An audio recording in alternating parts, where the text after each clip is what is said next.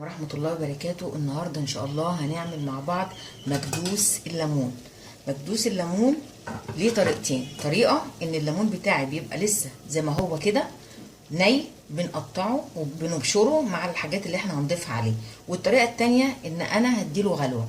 الفرق ما بين الطريقتين ان الطريقة دي هيتاكل بسرعة، يعني 10-15 يوم هتلاقيه طعمه بقى تحفة، انما الطريقة التانية اللي على الني بيقعد معاكي شهرين او اكتر، يعني على حسب.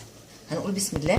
الليمونه بتاعي صحيح زي ما هو كده، ويا ريت يكون لونه اصفر عشان يديكي لون كهرمان كده في المخلل بتاعك. هنقول بسم الله الرحمن الرحيم. الليمون صحيح مش مقطوع ولا اي حاجه، والميه بتغلي زي ما انتم شايفين كده. هنحط فيها الليمون بتاعنا بالراحه كده، وايه، وهسيبه هعد من بعد الغليان. اول ما الميه تغلي والليمون فيها ربع ساعه بالظبط، بعد كده هاخده اصفيه وابرده الميه من الحنفيه، وهغير عليه لمده يومين. هقعد يومين اغير الميه عليه لحد ما المرار بتاعه كله يروح. بعد كده هنبدا نجهز الخلطه بتاعتنا عشان نشوفها مع بعض. بقى مع بعض المكدوس بتاعنا. اول حاجه عملتها بعد ما سلقت الليمون وصفيته، حطيت له ميه وقعدت يومين اغير الميه بتاعته. بعد كده خدت الليمون صفيته كويس وقطعت الليمون على 4 وشلت البذر منها. كده الليمون بتاعي جاهز. معايا ربع كيلو من الجزر، بشرته من المبشره الناحيه الخشنه، وحطيت له معلقه من الملح، وسبته لحد ما جهزت الليمون بتاعي علشان اصفيه وانزل كل الميه اللي موجوده في الجزر بتاعي، انا مش محتاجه الميه بتاعته. ومعايا فلفل اخضر متقطع بالشكل ده، حامي وبارد زي ما انت عايزه بقى، ومعلقتين كبار من الخل. هنقول بسم الله بقى، نحط المقادير بتاعتنا. معلقتين كبار من الخل، والربع كيلو جزر اللي هو متصفي كويس قوي من الميه بتاعته، انا عايزاه ناشف. ومعانا الفلفل اللي احنا مقطعينه، فلفل اخضر متقطع. لو هتستخدمي الفلفل الالوان اللي هو الاحمر والاخضر والاصفر، يا ريت برضو تصفيه كويس قوي من الميه اللي فيه. ومعايا معلقه من هريسه الفلفل الاحمر، سواء برضو حامي او بارد. ومعاهم 3-4 فصوص توم مدقوقين، دقيتهم كويس نعمتهم اهو. نخلطهم مع بعض كده واضيفهم.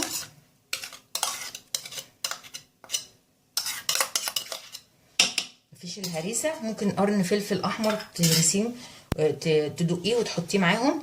معلقتين كبار من الملح، يبقى انا حطيت معلقه ملح على الجزر وصفيته، ودي معلقتين ملح كبار هحطهم على الخلطه، ومعلقه ونص كبيره من العصفر، نص معلقه صغيره من الكركم، نص معلقه صغيره من حبه البركه. حبه البركه يا ريت ما تكتريهاش عشان ما تغمقش لون الليمون معاكي.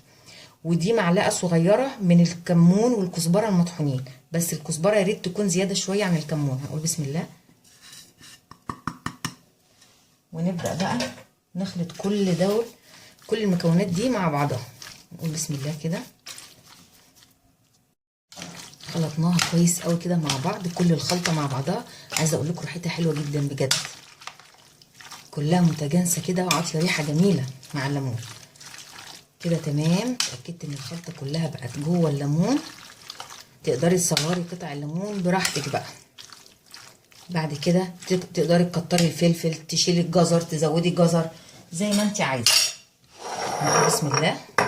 هنحط بقى القرنين فلفل دول هنا عشان مش عايزاه يبقى حراق قوي. وبعد كده هنبدا نحط الخلطه بتاعتنا في قلب البرطمان. نقول بسم الله كده. برطمان مغسول وناشف، اهم حاجه يكون نضيف علشان ما يعملش عفن للمخلل بتاعك. وتعبي بقى البرطمان بتاعك لحد الاخر وتكبسيه كويس. بسنا بقى الليمون بالخلطه بتاعته، حطيناه كده في البرطمان، شكله في منتهى الجمال. هنضيف له بقى الزيت بتاعنا، زيت اكل عادي او زيت زيتون اللي موجود عندك هتقدري تحطيه. بعد كده تقفلي البرطمانات قفله كويسه قوي علشان ما يدخلهاش هوا. والف هنا وشفا. ما تنسوش اللايك والاشتراك وتفعيل الجرس عشان يوصلكم مني كل جديد ان شاء الله.